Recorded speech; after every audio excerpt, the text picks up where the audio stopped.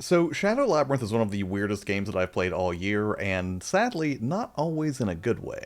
I've been talking on and on about this game here on the channel, mostly with curiosity and a kind of cautious excitement, I would say. I mean, it's a darker, edgier Pac-Man game, and that's not something I really ever expected to be real, let alone something that tries this hard to reimagine a gaming icon. And at first, I was all in on this game. But the deeper I get into Shadow Labyrinth, the more mixed my feelings become. So today I wanted to talk a little bit about what makes this game just so weirdly strange, what genuinely works, and where it sadly stumbles. Whether you're a fan of experimental games, or just curious how Pac-Man ended up in this dystopian sort of Metroidvania, let's unpack everything that makes Shadow Labyrinth tick, and where it comes a little bit undone. But before we even jump into the game, I would say that to really get the most out of Shadow Labyrinth, you really should start where somewhere else, and that would be with an episode of Secret Level on Amazon Prime. Specifically, Season 1 Episode 6, it's called Pac-Man Circle.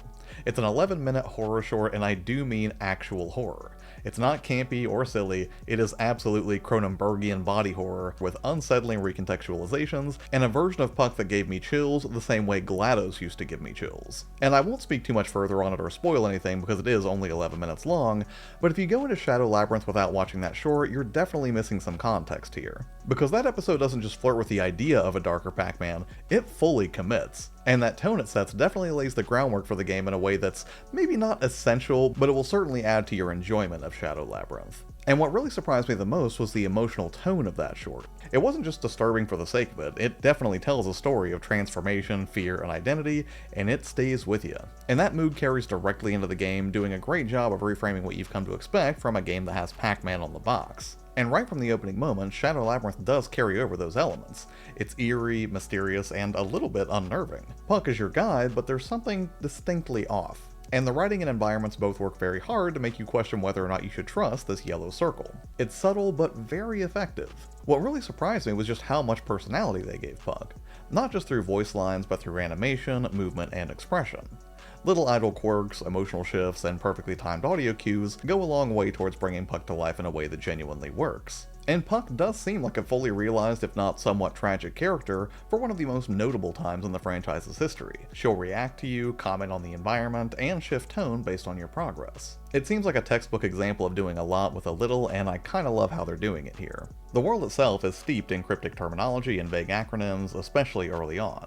And it kinda reminded me a little bit of John Wick. Like in John Wick's world, obviously John is the main draw, but they also do a good job of peppering in these strange rituals and phrases and all this sort of surrounding lore about that world of assassins, which really elevates the whole experience, and I kinda got the same vibe from Shadow Labyrinth. There's still plenty of terminology that you can grasp within the realm of like Metroidvania mechanics, things like health bars, checkpoints, and upgrade trees and all that, but then you'll hear about D-lines or acronyms like Gaia and really have no idea what's going on, and it just has a really great way of pulling you into this curious, deliberately kind of obscured world. It's one of the things that the game does really well, and I think it does strike a pretty good balance between offering something new, but without doing so much hand-holding that you're not interested at all. And while it can be risky to be this opaque in a game like this, especially one that's taking such a bizarre new direction for a character like Pac-Man, I do respect how much they've committed to it. Because it does seem like you're rewarded for paying attention, and even though I don't necessarily understand every raw journal entry that I've found in the game so far, it's world building through implication, and for the most part, I would say it really works. Traversal is another standout in Shadow Labyrinth, but especially so when it comes to the mini Puck mechanic. It's sort of like Samus's Morph Ball, but with more magnetism and less control. Or maybe not less control, but certainly weirder control. When you shift into mini Puck form, you essentially become the Pac-Man of old, and will auto-travel along glowing rail lines, picking up pellets and launching off walls when needed. You can interrupt your momentum with jumps or attacks, or disable auto-travel entirely, but either way it's strange in a mostly good way. It's certainly cool to see the bare essence of Pac-Man rolled into this Metroidvania remix of what you would normally expect from such a game, and does a decent job of adding some flavor to moment-to-moment exploration that you would expect in the genre. There's also a sense of tactile joy when you let loose on a D-line, only to break mid-travel to avoid a trap or to change course.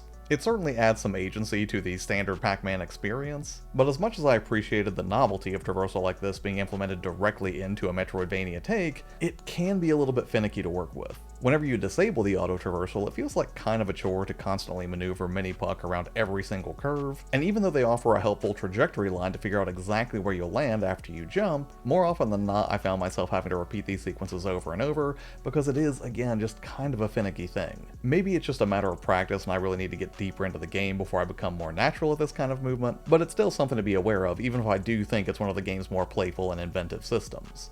But for all of its creative ambition, Shadow Labyrinth definitely has some issues that I just can't ignore. Enemies feel inconsistent in how and when they hurt you, because so far I've taken damage in situations where I was fairly sure I was outside of range, and that constant second guessing really does chip away at the flow of combat. And it was especially noticeable during boss fights, where timing and spacing really are pivotal. And in turn I often found myself taking what felt like phantom hits, or just watching animations that didn't really seem to line up with what was happening on screen. It's a small thing, but one that can add up pretty quickly, especially when you have to trudge back to a boss fight over and over, and that's a pretty rough combination that can make a world of difference between fair challenge and frustrating design. But beyond some of the mechanical weirdness, I would say the one thing that really surprised me most was that for a game with such a bold aesthetic concept, the visuals are uneven at best. Cutscenes seem to fluctuate back and forth between fully animated 3D cutscenes and then lightly animated still frames. Some environments look really rich and moody, while others feel rushed or jagged, even on the Switch 2 version.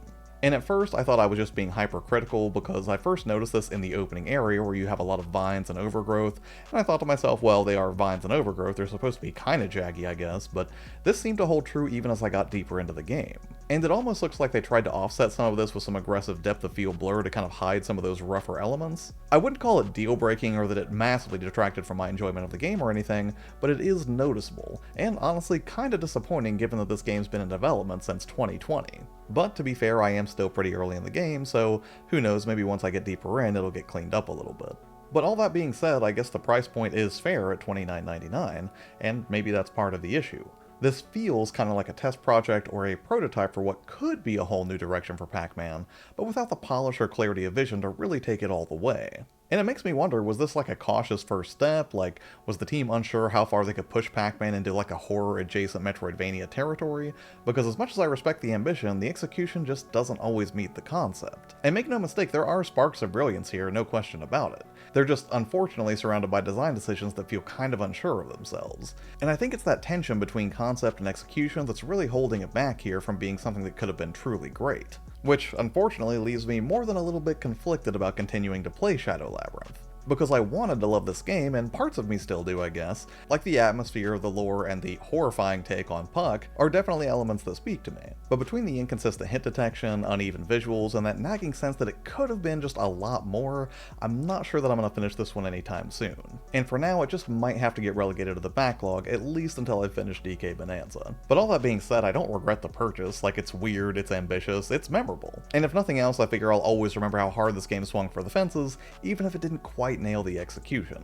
But hey, as always, this is just one guy's opinion, and I know this game has had mixed reviews from critics so far, so what are your thoughts on Shadow Labyrinth? Have you played it, and if so, what do you think? Were any of my criticisms valid, or did you have a completely different experience with your time with this new version of Puck? Let me know in the comments below because I would love to hear your take on this. As for what's coming up on the channel, I'm hard at work on another accessories video, and then also a video about the games that I had on Steam that I opted to buy a second time to enjoy on the Switch too. As always, thanks so much for hanging out here with me on the channel, I really appreciate it. Have a tremendous day, and I will see you on the next one.